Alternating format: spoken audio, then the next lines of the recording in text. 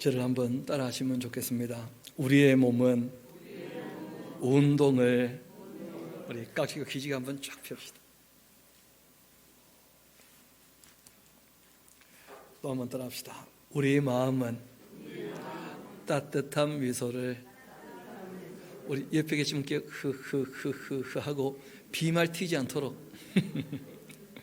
또 한번 따라 합시다. 우리 영혼은 서로 사랑한다는 말을, 우리 옆에 계신 분께 사랑합니다 인사합시다. 요즘에는 사랑합니다 할 때 이렇게 하트 날리고 이렇게 하는 거예요. 우리 오늘 레위기 6장에 있는 말씀 같이 살필 텐데, 우리 먼저 앞으로 잠깐 갑시다. 레위기 1장 같이 한번 가봅시다. 그 1, 2절을 다시 한번 읽어드리겠습니다. 여호와께서 회막에서 모세를 부르시고 그에게 말씀하여 이르시되, 그 줄쳐놓으셔야겠죠. 이스라엘 자손에게 말하여 이르라. 그러니까 1장 1절부터 시작해서 6장 7절까지 말씀은 그 대상이 이스라엘 백성들이에요. 우리가 성경을 읽을 때 누구에게 하시는 말씀인가 하는 것을 살펴 읽으면 좀 내용 이해가 쉽겠죠. 또 우리 6장 8절 같이 한번 가봅시다. 여호와께서 모세에게 말씀하여 이르시되 아론과 그의 자손에게 명령하여 이르라. 그래서 항상 성경을 읽을 때에는 언제, 어디서, 누가, 누구에게 하고 계시는 말씀인가, 무엇에 대한 말씀이고 어떻게 그렇게 말씀하셨고 왜 그런 말씀을 하셨는지, 그럼 이제 우리가 어찌해야 할 것인지, 그런 내용들을 잘 살펴 읽어야 오해 없이 성경을 읽을 수가 있죠. 그래서 아침에 말씀드렸던 것처럼 1장 1절부터 6장 7절까지는 제사에 관계된 내용인데, 하나님과 이스라엘 사이의 이야기, 그리고 이제 다시 한번 그 5대 제사를 말씀하실 때는 제사장들에게 특별히 더 언급하시는, 왜냐하면 그 제사를 잘 도와야 되고 또 이 제사의 집례에 참여했을 때 그 제사장에게 돌아오는 몫이 있다는 거예요. 그런 부분에 관하여 욕심 없이 하나님 주시는 것만 딱 챙길 수 있도록, 그걸 특별히 하나님께서 이 전문 용어인데 단도리해서 말씀을 하시는 거예요. 그리고 이제 기쁜 일이 있거나 즐거운 일이 있을 때 그 제사장 몫이 있었다는 것이죠. 대제사장에게. 왜냐하면 대제사장은 잘 아시는 것처럼 목축을 하거나 또는 이제 농사하는 사람이 아니니까 첫 열매 누가 갖다 주지 않으면 먹지를 못하는 거죠. 그래서 그런 일이 있을 때 이제 제사장 몫으로 챙겨주라 하는 말씀도 하셨는데, 우리 다시 한번 번제부터 5가지 제사를 이번에는 제사장 입장에서 다시 한번 우리 살펴보고자 합니다. 그러니까 내용은 이제는 뭐 별로 어려운 게 없을 거예요. 여호와께서 모세에게 말씀하여 이르시되 아론과 그의 자손, 그 대제사장과 제사장 집안을 얘기하는 것이죠. 명령하여 이르라. 번제의 규례는 이러하다. 이 번제물은 아침까지 제단 위에 있는 석쇠 위에 둬야 되고 제단의 불이 그 위에 꺼지지 않게 하라. 그러니까 상번제를 하는 이유는 뭐냐면 아침 저녁으로 제사할 때 실제로 24시간 계속 제물이 탈 수 있도록, 특히 하나님과 관계를 맺을 수 있도록 그렇게 하는 것이죠. 그래서 뭐 저는 제사장은 아닙니다만은, 대제사장 이런 것은 아닙니다만은 010-7506-9191은 24시간 개방되어 있습니다. 얼마든지 연락하실 수 있습니다. 짜증이 나도 전화 받겠습니다. 제사장은 세마포 긴 옷 입고 세마포 속바지로 하체를 가리고 제단 위에서 불태운 번제의 재를 가져다가 제단 곁에 두고, 그리고 그 옷을 벗고 다른 옷을 이제 갈아입고, 그러니까 업무에 맞추어서 그 옷을 좀 갈아입도록 그렇게 하신 것이죠.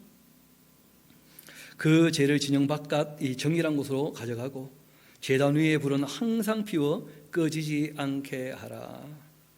제사장은 아침마다 나무를 그 위에서 태우고 번제물을 그 위에 버려놓고 화목제의 기름을 그 위에서 불사를 찌며 이 불은 끊임이 없이 제단 위에 피워 꺼지지 않게 할지니라. 그렇게 말씀하셨습니다.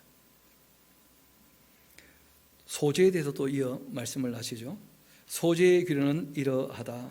아론의 그 자손은 그것을 제단 앞 여호와 앞에 들이되 그 소제의 고운 가루 한 움큼과 기름과 소제물을 그 위에 유향을 다 가져다가 기념물로서 제단 위에서 불살라 여호와 앞에 향기로운 냄새가 되게 하라.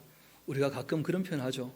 우리의 기도나 우리의 찬양이 또 우리가 하나님께 드리는 예물이 흠향되기를 원합니다. 그러니까 향기롭게 하나님께서 받아주시기를, 그런 고백들을 하게 되는데, 그 기념물로 하나님 받으시도록 향기로운 냄새가 되도록 그렇게 부탁을 하십니다. 그 나머지는 아론과 그 자손이 먹되 누룩을 넣지 말고 거룩한 곳 이 성전 뜰에서 먹을지니라. 누룩을 넣지 않은 떡은 조금 딱딱할 수는 있죠, 그렇죠? 그러나 아주 순수한 떡이죠. 그 제사에 관계된 떡은 다 누룩을 넣지 않은 떡이니까요.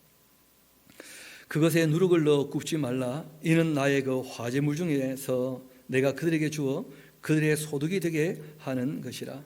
속죄제와 속건제 같이 지극히 거룩한 것이다. 뭐 굳이 우리가 그 인간적으로 생각해 본다면 누룩을 넣어서 구운 빵은 그 유효기간이 얼마 되지 않잖아요, 그렇죠? 그러니까 이제 제물로 갖고 와서 제사장들이 그 두고 먹어야 되기도 할 텐데, 그러니까 누룩은 절대 넣지 말도록 그렇게 특별히 부탁을 하신 겁니다. 하나님께는 기념 제물로 드리고 소제로 갖고 왔던 것은 제사장 가문이 이제 먹게 되는 것이죠. 이어봅시다. 아론 자손의 남자는 모두 이를 먹을지니 이는 여호와의 그 화제물 중에서 대대로 그들의 그 영원한 소득이 됨이라. 이를 만지는 자마다 거룩하리라. 구별된 사람이라는, 구별된 사람. 그러니까 적어도 그 이스라엘 나라도 제사장 나라이지만 하나님께서 제사장으로 구별한 사람은 24시간 하나님과 통하고 있어야 돼요. 그 성도에게도 마찬가지죠. 뭐 봉사하려고 한다면 그런 것이죠. 19절 봅시다. 여호와께도 모세에게 말씀하여 이르시되 아론과 그 자손이 기름 부음을 받는 날, 그 제사장도 기름 부어서 세운다 하는 거 꼭 기억하시면 좋겠죠. 제사장과 선지자와 왕, 이 세 존재는 기름 부어 세우는 분들입니다. 그렇게 기름 부음을 받는 날에 여호와께 드릴 예물은 이러하니라. 고운 가루 10분의 1 에바를 항상 드리는 소제물로 삼아 그 절반은 아침에 절반은 저녁에 드리되 그것을 기름으로 반죽해서 철판에 굽고 기름에 적셔 썰어서 소제로 여호와께 드려 향기로운 냄새가 되게 하라. 이 소제는 아론의 자손 중 기름 부음을 받고 그를 이어서 제사장 된 자가 드릴 것이고 영원한 규례로 여호와께 온전히 불사를 것이니 제사장의 모든 소제물은 온전히 불사라고 먹지 말지니라. 그러니까 백성들이 갖고 왔던 소제물은 하나님께 기념물로 한 움큼 드리고 제사장이 갖게 되지만 제사장이 하나님께 하루에 꼭 10분의 1 에바를 따로 구별을 해가지고 그것을 아침 저녁으로 늘 소제로 드리도록, 그러니까 하나님께 드려진 소제, 제사장이 드린 소제는 아무도 먹지 말고 온전히 하나님께 태워드리도록 그렇게 부탁하셨습니다. 실제로 이렇게 우리가 뭘 태워보면 좋은 냄새 나는 것도 있지만 악취가 나는 것도 꽤 많죠. 좋은 냄새 나는 거 크게 두 가지가 있다는 거예요. 그게 뭐냐면 곡물하고 고기예요. 이런 누룽지 냄새 참 구수하죠. 향기가 된다는 거예요. 또 고기 굽는 냄새 역합니까? 그러니까 싫어하는 사람 별로 없는 것 같아요. 그런 냄새이 참 구수한 냄새가 되는 거예요. 하나님께 향기로운 제물이다. 그런 식으로 말씀하신 겁니다. 이어봅시다. 여호와께도 모세에게 말씀하여 이르시되 아론과 그 아들들에게, 그 대상이 늘 제사장 집안에 대한 이야기죠. 속죄제의 규례는 이러하다. 이 속죄제의 제물은 지극히 거룩하다. 거룩한 것 중에서도 거룩한 것이다 하고 말씀하셨습니다. 그래서 우리가 아까 전에 살폈던 것처럼 누구나 다 속죄해야 됨에도 불구하고 수건 말고 암것으로 조금 더 정성을 들이도록 그렇게 하시는 것도 우리가 봤었는데요. 죄를 위하여 제사 드리는 제사장, 죄를 위한다 하니까 이게 말이 조금 이상하게 된 거예요, 그렇죠? 죄를 속하기 위하여, 실제로는 생략이 된 것이죠, 그렇죠? 그 제사 드리는 제사장이 그것을 먹되 곧 이 해막들 거룩한 곳에서 먹을 것이며 그 고기에 접촉하는 모든 자 거룩할 것이며 그 피가 어떤 옷에든지 묻었으면 묻은 그것을 거룩한 곳에서 빨 것이고 그 고기를 토기에 삶았으면 그 그릇을 깨뜨릴 것이고, 유기에 삶았으면 그 그릇을 닦고 물에 씻을 것이며. 톡이라고 하는 것과 유기가 어떤 차이가 있는지 아시죠? 유기라고 하는 것은 유약을 발라서 구우면 이제 유기가 되는 것이죠. 그러니까 뭐 청자나 백자나 이런 것은 유기라 그래요. 유기. 그러니까 유기는 이 당시도 너무 귀한 그릇이에요. 그러니까 뭐 잘못 접촉했다고 깨트려 버리기에는 너무 아까운 거죠. 어떻게 보면. 그러니까 깨끗하게 씻도록. 그 토기는 그냥 말리거나 구운 것이죠. 그런 것들은 다 깨트리도록 그렇게 하셨습니다. 이 거룩한 고기를, 그 속죄제의 고기를 삶은 그릇도 그 토기는 다 깨트리고 유기라면 깨끗이 다시 닦고 그렇게 얘기했습니다. 제사장인 남자는 모두 그것을 먹을지니 그것은 지극히 거룩하니라. 그러나 피를 가지고 회막에 들어가 성소에서 속죄하게 한 속죄제 제물의 고기는 먹지 못할지니 불사를 지니라. 속죄 제물 중에도 먹을 수 있는 게 있고 먹지 못할 게 있다고 딱 구분해서 말씀을 하십니다. 그러니까 하나님께서 굳이 이렇게 말씀하시는 이유는 어디 있느냐면 제사장들은 조금 더 정신 차리고 하나님 말씀 앞에 서야 된다는 거예요. 속건제의 규례는 이러하다. 이는 지극히 거룩하니 번제물 잡는 곳에서 속건제의 번제물을 잡을 것이고 제사장은 그 피를 제단 사방에 뿌릴 것이고 그 기름을 모두 들이대 곧 그 기름진 꼬리와 내장에 덮인 기름과 두 콩팥과 그 위에 기름 곧 이 허리 쪽에 있는 것과 간에 덮인 끝풀을 콩팥과 함께 떼어내고 제사장은 그것을 다 제단 위에 불살라 여호와께 화제로 드릴 것이니 이것은 속건제니라. 제사장인 남자는 모두 그것을 먹되 거룩한 곳에서 먹을지니라. 그것은 지극히 거룩하니라. 그리고 속죄제와 속건제의 규례가 같다 하고 말씀하신 거예요. 그 말씀드렸죠. 속죄제나 속건제는 제사적으로는 똑같은 것이고 속건은 물건에 대해서 5분의 1을 대해 갖다 주고 난 다음에 속죄를 또 해야 되는 거죠. 속건제 그렇게 얘기를 하신 겁니다. 그래서 속죄제, 속건제는 규례는 같다. 그 제물은 속죄하는 제사장에게로 돌아갈 것이다. 사람을 위하여 번제를 드리는 제사장 곧 그 제사장은 그 드린 번제물의 가죽을 자기가 가질 것이고 그리고 화덕에 구운 소제물과 냄비나 철판에서 만든 소제물은 모두 그 드린 제사장에게로 돌아갈 것이니 이 소제물은 기름 섞은 것이나 마른 것이나 모두 아론의 모든 자손이 균등하게 배분할 것이니라. 그렇게 말씀하시면서 그러면 아론의 그 집안 사람들도 적은 숫자가 아니죠. 대제사장은 한 명이지만 실제로 제사장은 꽤 많지 않습니까? 그러니까 다 그렇게 균등하게 나눠 가지도록 부탁하신 겁니다. 그리고 여호와께서 드릴 화목 제물의 규례는 이러하다 하고 이어 말씀하십니다. 만일 그것을 감사함으로 드리려면 기름 섞은 무교병과 기름 부은 무교전병과 고운 가루에 기름 섞고 구운 과자를 그 감사제물과 함께 드리고 그리고 또 유교병을 화목제의 감사제물과 함께 예물로 드릴 수 있다는 거예요. 그러니까 유일하게 유교병이 허락되는 제사가 화목제예요. 화목제. 말씀드렸죠. 화목제는 감사함으로 나누는 제사니까 그 즐거움을 누리는 것인데 그렇기 때문에 유교병도 허락이 된 것이고 무교병도 구울 때 뭘 좀 많이 넣으라고 얘기하시죠. 그 기름을 그 올리브 오일 좀 많이 넣어서 정말 부드럽게 씹어 먹을 수 있도록 맛있게 먹을 수 있도록 그렇게 말씀하신 거예요. 이런 걸 읽어보면 참 하나님 배려를 해주시는구나 그런 것을 볼 수 있습니다. 그 전체의 예물 중에 하나씩 여호와께 거제로 드리고 그것을 화목제의 피를 뿌린 제사장들에게로 돌릴지니라.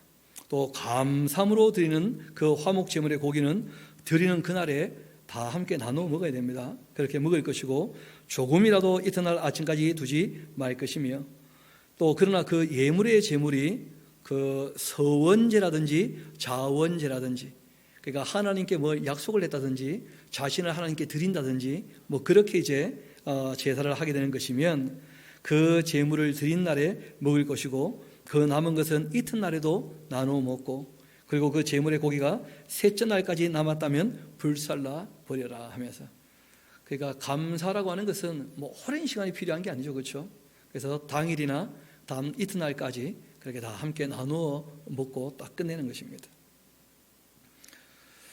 만일 그 화목제물의 고기를 셋째 날에 조금이라도 먹는다면 그 제사는 하나님께서 기쁘게 받아들이지 않게 될 것이라는 거예요. 사람들과 함께 나누어 먹는 것임에도 불구하고 하나님께서 말씀하신 시간을 지체하게 되면 그러면 하나님도 안 받으신다, 그렇게 말씀하신 거예요. 이어봅시다. 또 드린 자에게도 그것이 제물답게 되지 못하고 도리어 가증한 것이 되고 말 것이다. 그것을 먹는 자 그 죄를 오히려 짊어지게 될 것이니까. 그러니까 하나님께 화목제를 드릴 때 감사하거나 서원하거나 자원하거나 하나님께서 기뻐하실 수 있도록 하나님 말씀하신 그대로 빨리 이웃들과 나누고 딱 정리를 하는 것이죠. 또 그 고기가 부정한 물건에 접촉되었으면 먹지 말고 불사를 것이라 그 고기는 깨끗한 자만 먹을 것이니 만일 몸이 부정한 자 여호와께 속한 화목 제물의 고기를 먹으면 그 사람은 자기 백성 중에서 끊어지게 될 것이다. 그러니까 하나님 앞에서 화목 제물이라 할지라도 자신을 살펴 깨끗하게 하고 하나님께 다 나와서 나누어 먹도록. 만일 누구든지 부정한 것 곧 이 사람의 부정이나 부정한 짐승이나 부정하고 가증한 무슨 물건을 만지고 여호와께 속한 화목 제물의 그 고기를 먹는다면 그 사람도 자기 백성 중에서 끊어지게 될 것이다. 그 다음 우리가 조금 민감하게 보고 좀 정리해 둘 부분이 있습니다. 그러니까 기름에 대한 부분이거든요. 아침에도 잠깐 언급은 드렸는데 먼저 한번 봅시다. 여호와께서 모세에게 말씀하여 이르시되 이스라엘 자손에게 말하여 이르라.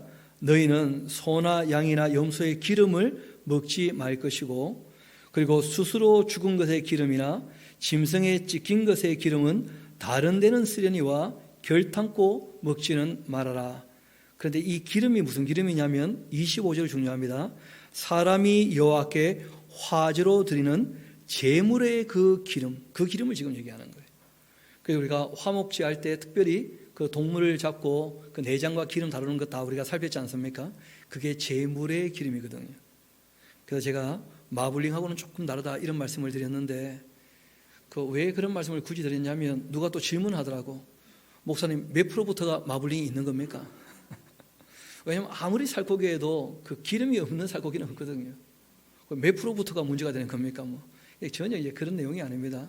여러분 성경을 보면 이 땅을 얘기할 때도 기름진 땅 할 때는 굉장히 긍정적으로 쓰이고 있어요. 또 내가 너희를 기름진 것으로 먹이겠다 이런 말씀도 참 여러 군데 나오거든요. 또 느헤미야서 8장을 보면 아주 기쁘고 즐거운 날, 성경 통독 상회가 다 끝난 날 어떻게 하느냐, 우리 한번 느헤미야서 8장 같이 가봅시다.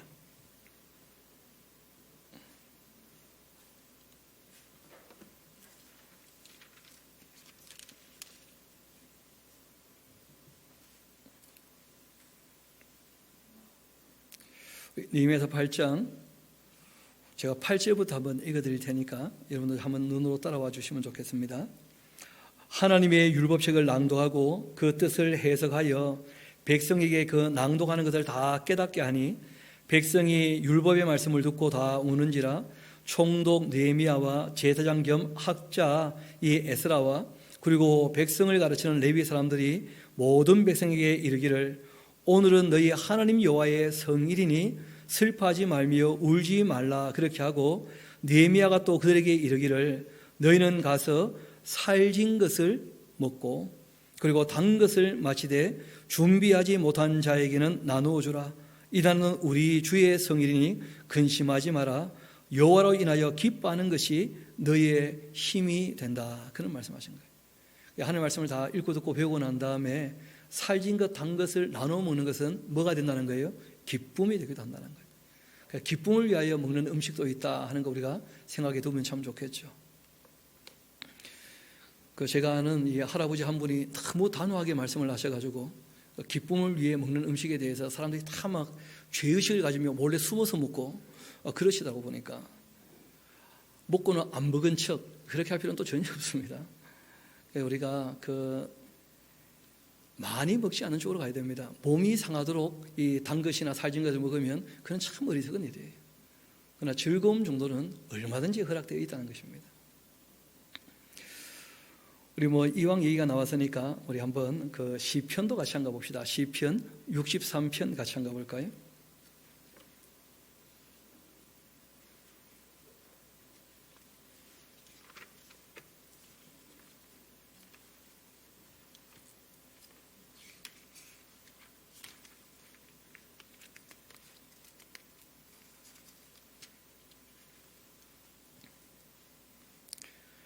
그 다윗이란 분이 유다 광야에서 이제 헤맬 때 불렀던 노래 중에 이런 노래가 있죠. 정말 원하고 바라는 것이 있었다는 거예요. 하나님, 주는 나의 하나님이시라. 내가 간절히 주를 찾되 물이 없어 마르고 황폐한 땅에서 내 영혼이 주를 갈망하여 내 육체가 주를 앙모합니다. 내가 주의 권능과 영광을 보기 위하여 이와 같이 성소에서 주를 바라보았나이다. 주의 인자하심이 생명보다 나음으로 내 입술이 주를 찬양할 것이라. 이름으로 나의 평생의 주를 송축하며 주의 이름으로 말미암아 나의 손을 들리이다. 골수와 기름진 것을 먹음과 같이 나의 영혼이 만족할 것이라. 나의 입이 기쁜 입술로 주를 찬송합니다.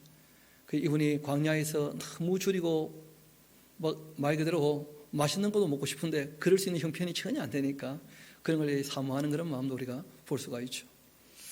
제가 군대에 있을 때 이런 마음 조금 이해가 되더라고요. 군대에서 보초 서면 사회에서 먹었던 그 리스트를 다 적어봅니다. 어디서 며칠 뭐 먹었다, 얼마 남겼다, 너무 아깝다, 이러다 적어놓고 그렇게 하죠. 세상은 이거 말고도 성경 보면 꽤 여러 군데 기름진 하는 말들이 나와요. 실제로는 기름진하고는 나오는 것이 고기는 거의 없고요. 땅에 대한 얘기, 땅에 대한 얘기. 그러니까 양식을 우리에게 풍요롭게 주시는 것도 다 기름진 것이죠. 그럼에도 불구하고 고기 중에도 이제 기름진 것, 살진 것 이런 것들에 대해서 성경이 기쁨으로 먹으라 하는 말씀도 있다는 것입니다. 실상 이 레위기에서 기름을 절대 먹지 마라 하고 언급한 것은 제사의 기름, 그 제물에 대한 기름, 그 우리가 기억할 수 있으면 좋겠죠. 우리 이왕 얘기가 나왔으니까 한 곳만 더 봅시다. 우리 열왕기 상서 같이 가봅시다. 열왕기 상서 4장 같이 가볼까요?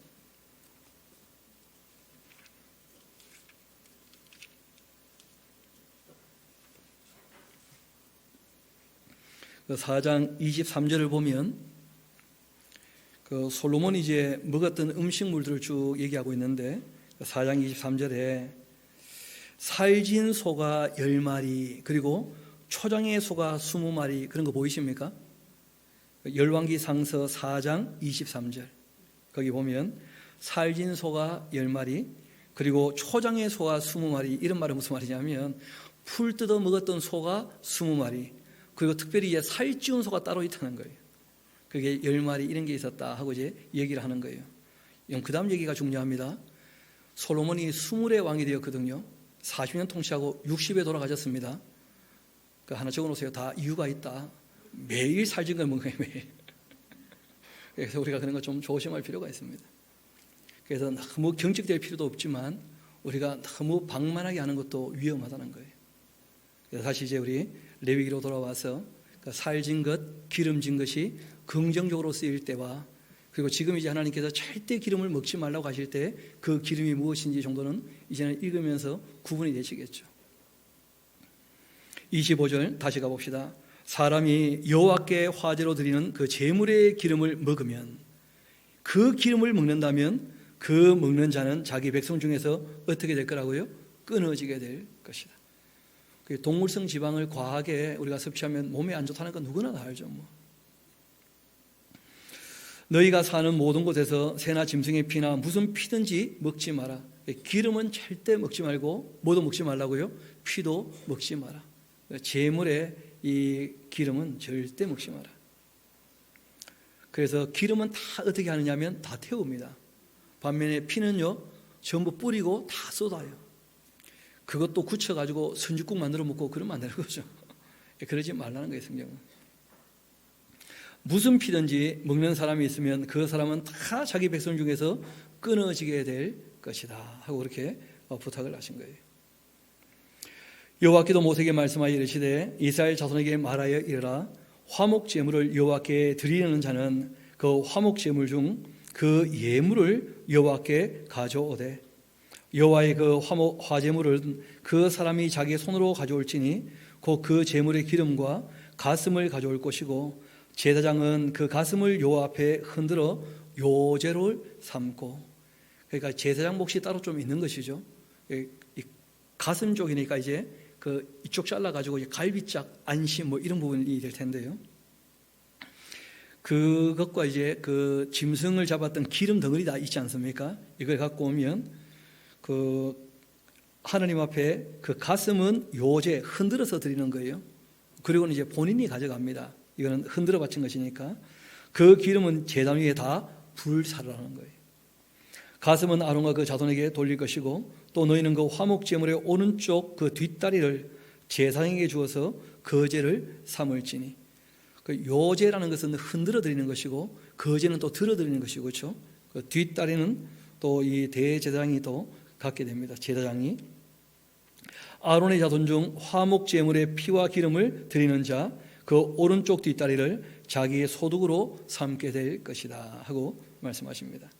내가 이스라엘 자손의 화목 제물 중에서 그 흔든 가슴과 든 뒷다리를 가져다가 제사장 아론과 그 자손에게 주었나니 이는 이스라엘 자손에게서 받을 영원한 소득이 된다 하고 말씀하셨습니다. 그리고 이제 여러분 그 맺은 말이 두 번이 나와요.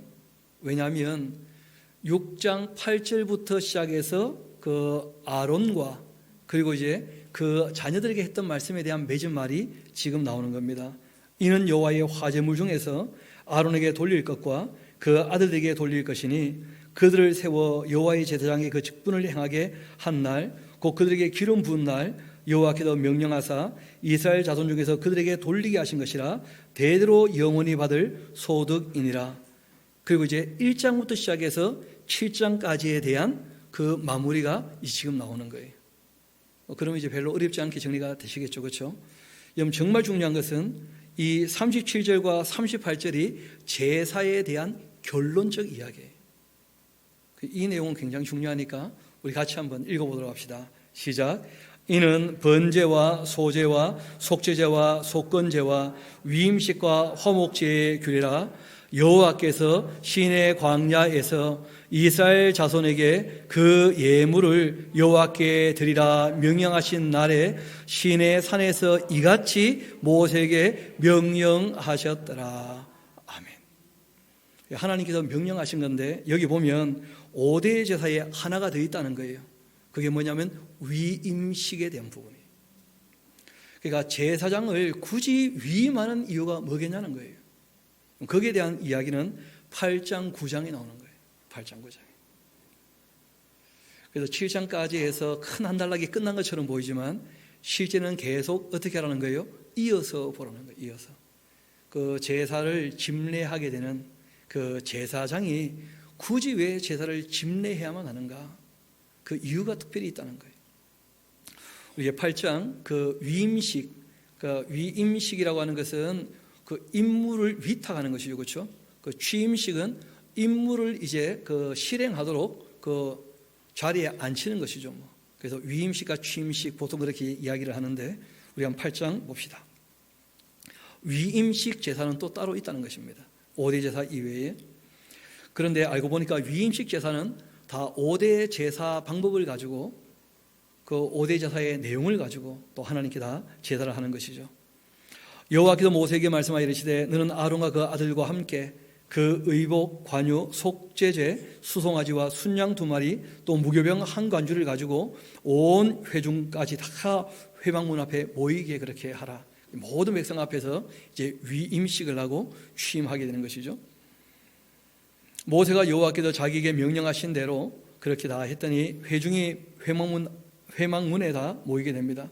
모세가 회중에게 이르되 여호와께서 행하라고 명령하신 것이 이러하니라 하고는 모세가 아론과 그 아들들 데려다가 물로 그들을 씻기고 또 아론에게 속옷 입히고 띠 띄우고 겉옷을 입히고 에봇을 걸쳐 입히고 그리고 에봇의 장식들을 띄워 에봇을 그 몸에 메고 흉패를 붙이고 흉패에 우림과 둠임을 넣었다는 거예요. 이 당시 제사장 복장은 혼자 입기에 너무 번거롭고 까다로워요. 그래서 누가 이게 다 도와줘야 되는 것이죠. 그리고 8절 흉패를 붙이고 흉패에 우림과 둠밈을 넣고 또 그 머리에 관 쓰고 그 관 위 전면에 금패를 붙이니 그 거룩한 관이라 여호와께서 모세에게 명령하신 것과 같았더라. 그 일전에 우리가 출애굽기에서 제사장 복식을 다 만들었던 거 기억나시죠? 그걸 이제 드디어 입혀서 이제 위임을 하는 거예요.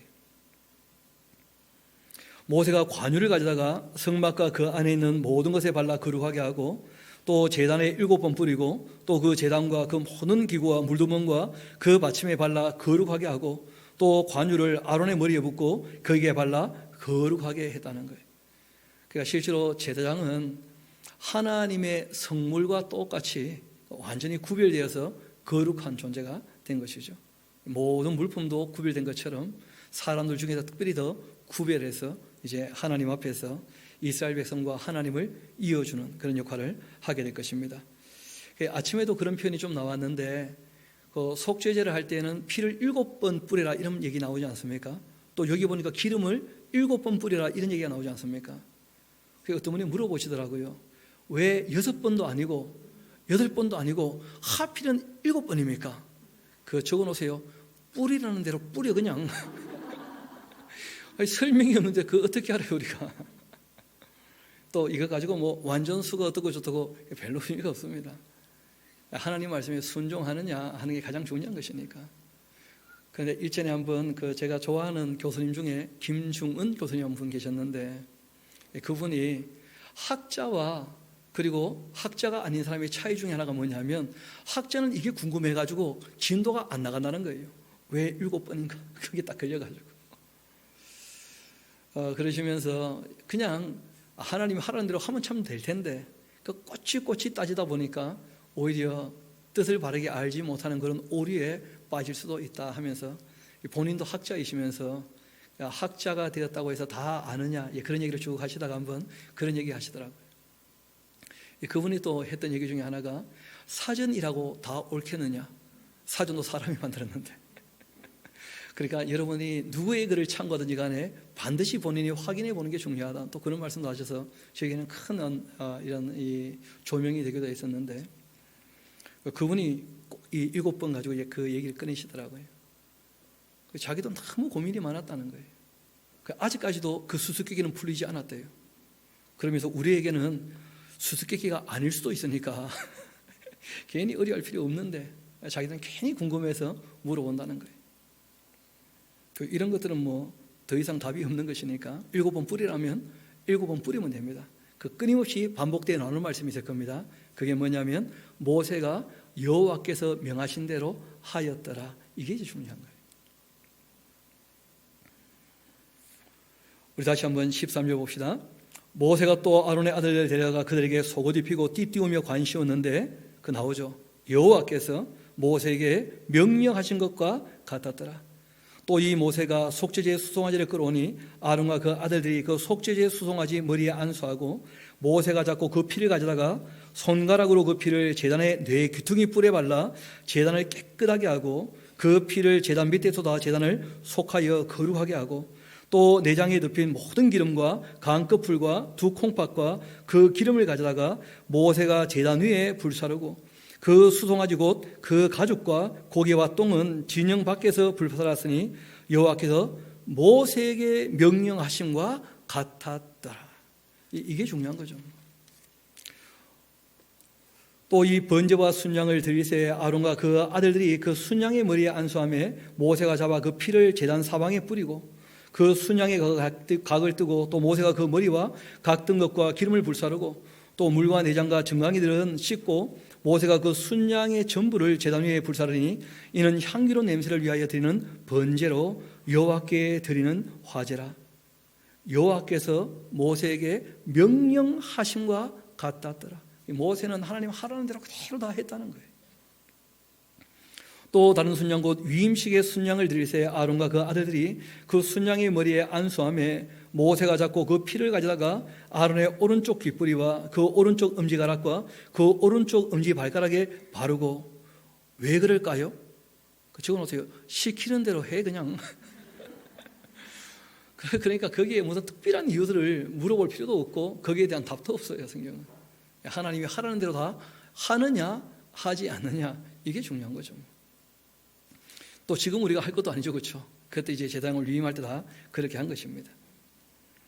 아론의 아들들 데려다가 모세가 그 오른쪽 뒷부리와 또 그들의 그 손의 오른쪽 엄지손가락과 그들의 발의 오른쪽 엄지발가락에 그 피를 바르고, 또 모세가 그 피를 제단 사방에 뿌리고, 그가 또 그 기름과 기름진 꼬리와 내장에 덮인 모든 기름과 간꺼풀과 두 콩팥과 그 기름과 오른쪽 뒷다리를 다 떼어내고, 여호와 앞 무교병 강주리에서 무교병 한 개와 기름 섞은 떡 한 개와 전병 한 개를 가져다가 그 기름 위에와 오른쪽 뒷다리 위에 놓아서 그 전부를 그 아론의 손과 그 아들들 손에 두어 여호와 앞에 흔들어 요제를 삼게 했고, 모세가 그것을 그들의 손에서 가져다가 제단 위에 있는 번제물 위에 불살랐다는 거예요.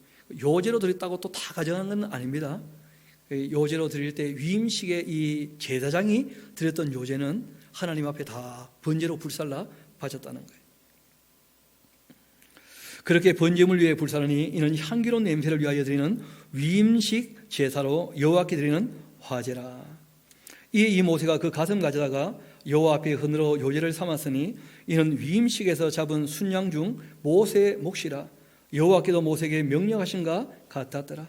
이 모세가 관유와 제단 위에 그 피를 가져다가 아론과 그 옷과 또 그 아들과 그 아들의 옷에 뿌려 아론과 그 옷과 또 그 아들과 그 아들의 옷을 거룩하게 했고, 모세가 아론과 그 아들에게 이르되 내게 이미 명령하시기를 아론과 그 아들들은 먹으라 그렇게 하셨은즉 너희는 이 회막문에서 그 고기를 삶아 위임식 강주리 안에 떡과 아울러 그곳에서 먹고 고기와 떡의 나머지는 불살라라. 위임식은 그렇게 무려 7일 동안 했어요. 1회 동안. 한 주간 동안 참 길게 했죠, 그렇죠? 그렇게 1회 동안 행하였는데, 위임식이 끝나는 날까지 1회 동안은 회막문에 나가지 말라. 오늘 행하는 것은 여호와께서 너희를 위하여 속죄하게 하시려고 명령하신 것이다. 여러분, 거기다가 박스를 좀 쳐놓으십시오. 그 제사장의 제일 중요한 그 사역은 무엇이었냐면, 제사를 돕는 것도 돕는 것이지만 실제로는 속죄제를 할 때 제사장이 속죄를 하지 않으면 속죄가 안 되는 거예요. 그런데 구약의 이 속죄는 진짜 속죄였습니까? 모형이었습니까? 거기에 대해서 우리가 조금 정리를 해야 됩니다. 우리 다시 한번 그 앞에 속죄제를 다시 한번 가봅시다. 이 얘기를 읽고 이제 보면 좀 더 도움이 될 겁니다. 우리 4장으로 같이 한번 돌아가 봅시다.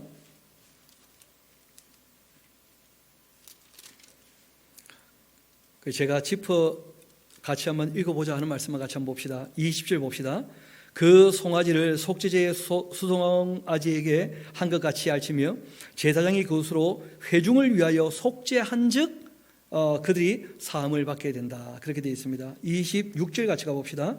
그 모든 기름은 화목제의 제물의 기름과 같이 제단 위에서 불사를 치니 이같이 제사장이 그 범한 죄에 대하여 그들을 위하여 속죄한즉 그가 사함을 얻게 되는 것이다. 또 4장 31절 봅시다. 그 모든 기름을 화목제물의 기름에 떼어낸 것 같이 떼어내 제단 위에서 불살라 여호와께 향기롭게 하시니 제사장이 그를 위하여 속죄한즉 그가 사함을 받게 되는 것이다. 우리 35절은 같이 한번 읽어볼까요? 시작. 그 모든 기름을 화목제의 어린 양 기름에 떼낸 것 같이 떼내어 제단 위 여호와의 화제물 위에서 불사를 치니 이같이 제사장이 그가 범한 죄에 대하여 그를 위하여 속죄한즉 그가 사함을 받으리라. 그리고 5장 6절도 같이 가봅시다. 그 잘못으로 말미암아 여호와께 속죄제를 드리되 양떼의 암컷 어린 양이나 염소를 끌어다가 속죄제를 드릴 것이요 제사장은 그 허물을 위하여 어떻게 하라는 거예요? 속죄를 하라는 거예요. 그리고 우리 10절 같이 한번 가봅시다. 그 다음 것은 그대로 번제를 드릴지니 제사장이 그 잘못을 위하여 속죄한즉 어떻게 된다고요? 그가 사함을 얻게 된다는 거예요. 13절도 같이 가봅시다. 제사장이 그가 이 중에서 하나를 범하여 얻은 허물을 위해서 속죄한즉 그가 사함을 받으리라. 그 나머지는 소재물같이 제사장에게 돌릴지니라. 아멘. 그러니까 실제로 제사장의 가장 중요한 사역이 뭐냐면 속죄하는 게 속죄. 근데 문제는 구약의 이 속죄가 진짜 속죄이겠는가? 하나님께서 하라고 하시는 대로 했기 때문에 봐주는 것인가? 그건 전혀 다른 문제가 되는 거죠. 그래서 히브리서 기자가 여기에 대하여 결론을 우리에게 보여주고 있습니다. 우리 히브리서 5장 같이 한가 봅시다. 히브리서 5장입니다.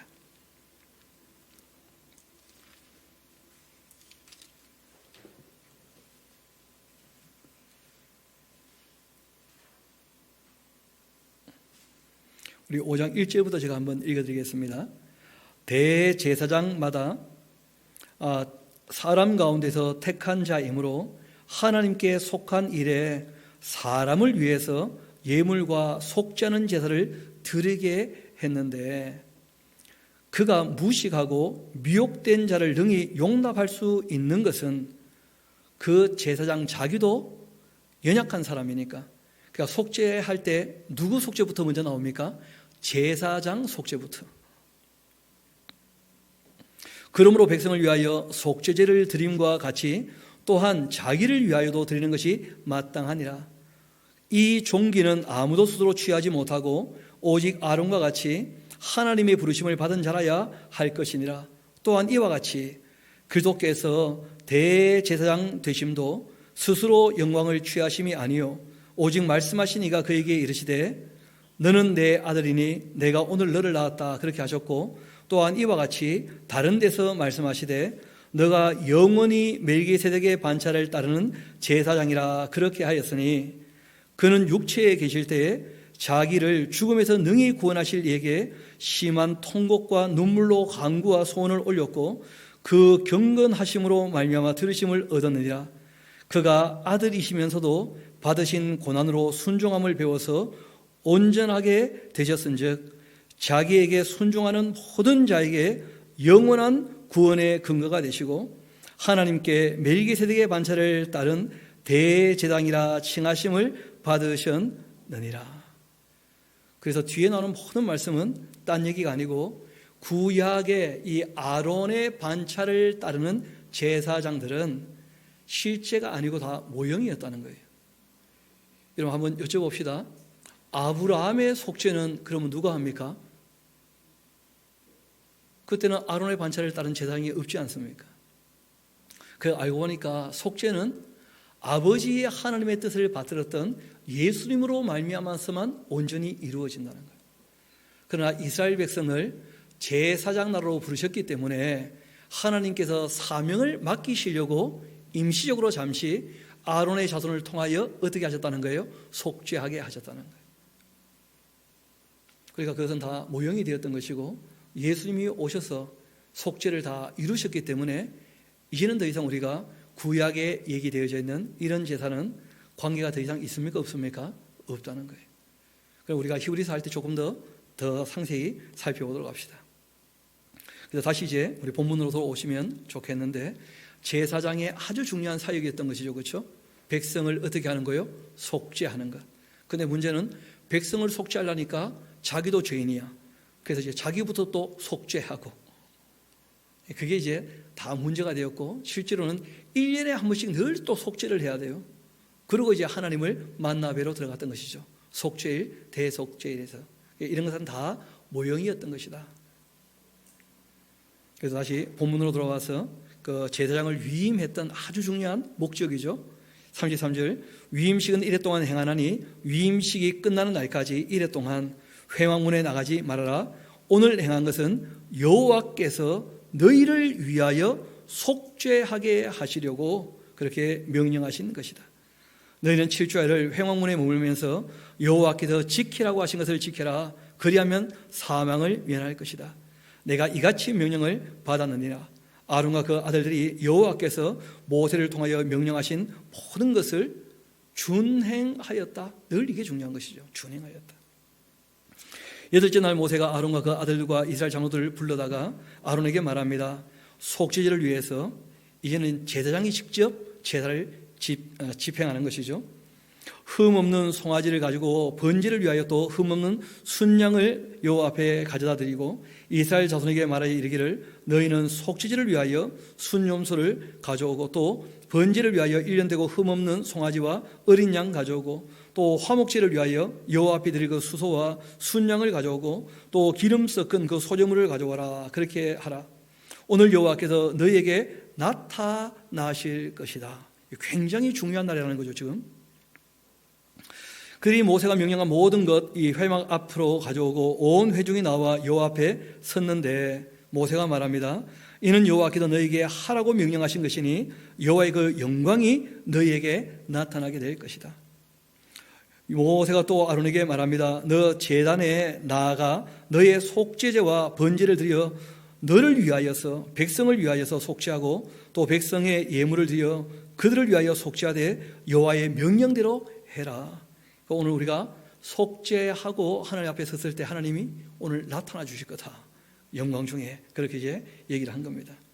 이에 아론이 제단에 나아가 자기를 위한 속죄제의 송아지를 잡았고 그리고 아론의 아들이 그 피를 아론에게 가져오니 아론이 손가락으로 그 피를 찍어 제단 뿔들에 바르고 그 피는 제단 밑에 쏟고 또 그 속죄제물의 기름과 콩팥과 간 거풀을 제단 위에서 불사르니 여호와께서 모세에게 명령하심과 같았다. 그 고기와 가죽은 진영 밖에서 불살랐고 아론이 또 번제물을 잡으매 아론의 아들들이 그 피를 그에게로 가져오니 그가 그 피를 제단 사방에 뿌렸고 그들이 또 번제의 그 제물과 그 각과 머리를 그에게로 가져오매 각과 하는 말은 각든 그 고기를 얘기하는 거죠. 그렇죠? 그가 제단 위에 불사르고 또 내장과 정강이는 씻어 단 위에 있는 번제물 위에 다 불사르니라. 그가 또 백성의 예물을 드리되 곧 백성을 위한 속죄제 염소를 가져다가 잡아서 전과 같이 죄를 위하여 죄를 위한다 하니까 좀 말이 그렇죠. 죄를 속하기 위하여 속죄니까요. 그렇게 드리고 또 번제물을 드리고 규례대로 드리고 또 소제물을 드리되 그 중에서 그 손에 한 웅큼을 채워 아침 번제물에 더하여 제단 위에서 불사르고 또 백성을 위하여서 화목제물의 그 수소와 순양을 잡음에 아론의 아들들이 그 피를 그이로 가져오니 그가 제단 사방에 뿌리고 그리 또 수송아지와 순양의 기름과 기름진 꼬리와 내장에 덮인 것과 콩팥과 간 거풀을 아론에게로 가져다가 그 기름을 가슴들 위에 놓음에 아론이 그 기름을 제단 위에 불사르고 그 가슴들과 오른쪽 뒷다리를 그가 여호와 앞에 요제로 흔드니 모세가 명령한 것과 같았다. 알고 보니까 제사는 하나님을 위하는 것인 줄 알았는데 실제로 끊임없이 누구를 위하여라고 얘기하고 있습니까? 제사장을 위하여, 백성을 위하여. 그래서 정말 이 제사는 하나님께서 우리를 위해 주시는 것이고 우리가 주님께 나아가는 예배의 자리가 다 그런 것이죠. 이어봅시다. 18절입니다. 또 백성을 위하여 화목제물을 그 수소와 순양을 잡음에 아론의 아들들이 그 피를 그에게로 가져오니 그가 제단 사방에 뿌리고 그들이 또 이 수소와 순양의 기름과 기름진 꼬리와 내장이 덮인 것과 콩팥과 간거풀을 아론에게로 가져다가 그 기름을 가슴들 위에 놓음에 아론이 그 기름을 제단 위에 다 불살랐고 가슴들과 오른쪽 뒷다리를 그가 여호와 앞에 요제로 흔드니 모세가 명령한 것과 같았다. 아론이 백성을 향하여 손들어 축복하며 이 속죄제와 번제와 화목제를 다 마치고 또 내려왔고 모세와 아론이 회막에 들어갔다가 나와 백성에게 축복하며 여호와의 그 영광이 모세가 말했던 대로 온 백성에게 나타나게 되었다는 거예요. 그러니까 그 영광이 뭐 어떠한 영광인지 우리가 알지는 못합니다만은 그런데 이러할 때 정말 조심해야 돼요. 특별히 앞에서 일하는 사람들이. 특별히 이제 이 불이 여호와 앞에서 나와서 그 제단 위에 번제물과 기름을 살랐다는 거예요. 그래서 사람이 불을 붙이지 않았는데 제단에 불이 확 붙어가지고 그 제물이 다 탔죠. 온 백성이 뭐 그런 이 표적을 보니까 다들 놀라가지고 소리 지르면서 엎드렸다는데 오늘 10장 그 1, 2절까지만 보려고 합니다. 아론의 아들 나답과 아비후가 여러분 이게 바로 이어서 있었던 사건입니다. 여러분, 우리가 출애굽기를 다 배웠으면 기억이 나실 텐데, 원래 분향단의 그 향단의 불은 누가 붙이는 거냐면 대제사장이 들어가서 붙이는 거예요. 지성소에. 이때 대제사장은 누굽니까? 아론이죠, 아론. 여러분, 그뿐 아니라 그 제단에 있는 불을 담아다가 이거를 어떻게 하느냐 하면 그 등대 있지 않습니까? 그 등불을 붙여놓고 그 등불을 켤 때마다 그 등불에 있는 불을 가지고 향을 태워야 돼요. 그게 기본이거든요. 그리고 이제 1년에 딱 한 번 속죄일, 대속죄일 때는 그때는 제단의 불을 직접 가지고 가서 향단의 불을 피우는 거예요. 그런 절차가 있습니다. 그런데 지금 이 나답과 아비후는 정말 영광스러운 사람들이었거든요.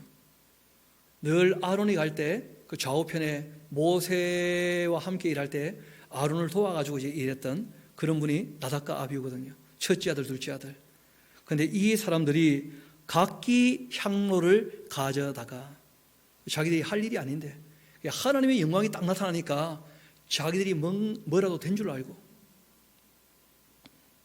게다가 또 여호와께서 명령하시지 아니하신 다른 불을 담았다는 거예요.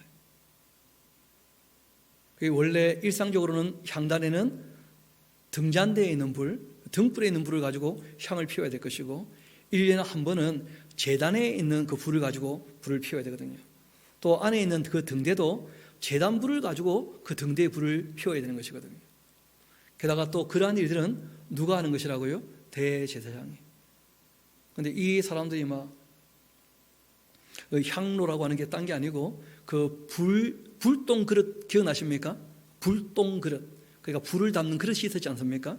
그것이 향로거든요, 향로. 그걸 이렇게 손잡이로 해가지고 이렇게 들고 다니는 것이니까 불 담아가지고 그걸 갖고 들어가는 것이거든요. 그걸 들고 나와가지고는 다른 불을 가지고 여호와 앞에 분향했다는 거예요. 그러니까 하나님께서 그런 거 못 봐주시는 거죠. 왜냐하면 이런 것을 가지고 우리가 교만이라고 해요, 교만.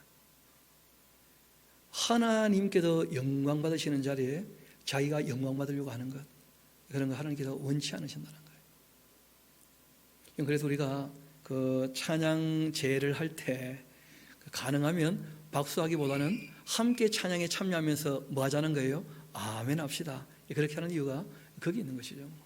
딴 게 아니고 하나님께 찬양을 했으니까 모든 성도가 다 함께 아멘으로 화답하는 것이 훨씬 좋거든요. 박수를 쳐보면 문제가 생깁니다. 노래 좀 잘하면 큰 박수, 노래 좀 못하면 작은 박수. 그럼 또 이 문제가 생기는 거예요. 들어보면 알거든요.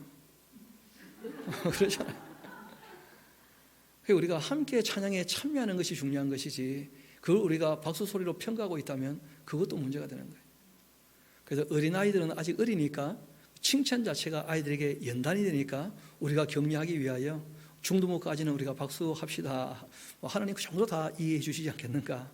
어린아이들이니까 뭐 그런 것이고, 우리가 일상적으로 하나님께 찬양할 때에는 우리가 아멘으로 화답할 수 있게 되기를 소망합니다. 그런 것이죠.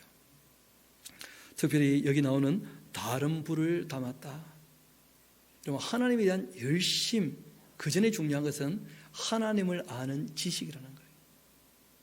왜냐하면 그 열심이 욕심 때문에 나오는 열심도 얼마든지 있거든요.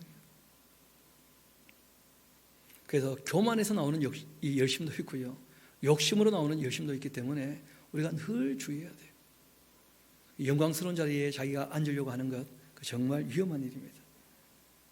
불이 여호와 앞에서 나와 그들을 삼켜버렸고 그들이 여호와 앞에서 죽었습니다. 어떤 날이었습니까? 가장 영광스러운 날, 위임식이 끝나는 바로 그날, 하나님의 영광이 나타났던 바로 그날, 이 나답과 아비후가 죽었다는 거예요. 하나님의 일을 하는 사람이 교만했기 때문에, 욕심을 가지고 하나님의 일을 하려고 달려드니까 죽었다는 거예요. 우리 말씀을 마무리하도록 합시다. 우리 로마서 10장 말씀 같이 한번 보도록 할까요? 사도 바울이 제사장뿐 아니고 모든 하나님을 섬기는 신앙을 갖고 있는 사람들, 특별히 이제 그 당시 유대인들에 대한 그 입장을 바울이 이렇게 밝힌 적이 있죠. 우리 로마서 10장 1절과 2절 우리 같이 한번 차근차근 읽어봅시다. 조금 기다려드리겠습니다. 로마서 10장 1절과 2절입니다. 시작. 형제들아, 내 마음에 원하는 바와 하나님께 구하는 바는 이스라엘을 위함이니 곧 그들로 구원을 받게 함이라. 내가 증언하노니 그들이 하나님께 열심히 있으나 올바른 지식을 따른 것이 아니니라. 하나님 하라고 하는 대로 안 했기 때문에 그런 종교적인 열심은 아무 의미가 없다는 거예요. 심지어 그런 종교적인 열심, 하나님께 열심이라고 하지만 그런 하나님이 하라고 하시는 대로 하지 않는 종교적인 열심은 과연 무엇이냐? 하나님의 의가 무엇인지도 모르고 자기 의를 세우려고 하는 것뿐이라는 거예요. 자기 의를. 그래서 우리가 신앙생활 하다가 자칫 하나님 말씀에 순종하지 않으면 끊임없이 뭐가 드러난다는 거예요? 자기의가. 신앙생활을 오래 할수록 더 견고할 수 있다는 거예요. 더 강팍해질 수가 있고 자기의라는 것이. 그래서 우리가 그렇게 되지 않도록 끊임없이 말씀으로 자기의 마음을 씻어갈 수 있게 되기를 소망합니다. 우리 함께 기도하도록 하시겠습니다.